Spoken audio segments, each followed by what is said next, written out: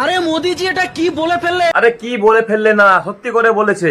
আমরা হিন্দুরা এখন মুখ দেখাবো কি করে? ভাই মুখ দেখাতে না পারলে মাথায় ঘুমটা দিয়ে থাকো। মোদিজি নাকি নিউজিল্যান্ডে গিয়ে বলেছেন ভারত বিপ এক্সপোর্টে দ্বিতীয় সব থেকে বড়। মোদিজি বিফ এক্সপোর্টে ইন্ডিয়া নাম্বার 1 বলেছে, নাম্বার 2 বলেনি। बीफ एक्सपोर्ट में हिंदुस्तान नंबर 1 है।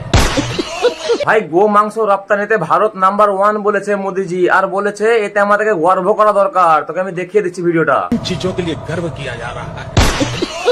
আর তুই খালি নাকি নাকি করছিস ভাই, নাকি লাই। সত্যি করেই বলেছে মোদিজি, কথাটা ভালো করে শোন। ওটা বিপ বলেছে, বিপ বলেছে, বিপ বিপ। ভালো করে শোন। बीफ एक्सपोर्ट में हिंदुस्तान नंबर 1 है। শুনেছিলাম বেশি চাটাচাটি করলে নাকি জিভ ছিলে যায়, কিন্তু তোর তো দেখছি কান ক্ষয় হয়ে গেছে। প্লিজ আমাকে ক্ষমা করে দাও। হ্যাঁ মোদিজি এটা বলেছেন, তবে ওটা বিপ বলেননি, ওটা উইট বলেছেন।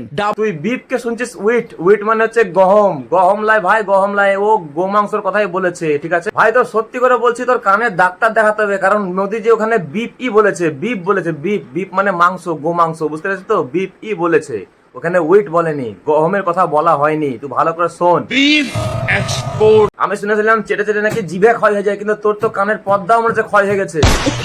এই কথাটা ভালো করে বোঝা দরকার ভাই তোদেরকে, যে গরুকে মাতা বলা হয় শুধুমাত্র রাজনীতি করার জন্য, ওটা ওকে বাঁচাবার জন্য না, বুঝতে পেরেছিস তো? আর তোরা মানুষকে বিভ্রান্ত করা ছেড়ে দে। ওটা ভালো করে শোন, শুনে নিজে দেখ যে ওটা কি বলেছে। ওখানে বিপি বলেছে, বুঝছিস তো? ওখানে বিপ বলেছে, গোমাংস কথা বলেছে। বন্ধুরা মোদিজির কথা শুনে আপনাদের কি মনে হচ্ছে? ওখানে উইট বলেছে নাকি বিপ বলেছে? একটু কমেন্টে জানায়েন অবশ্যই।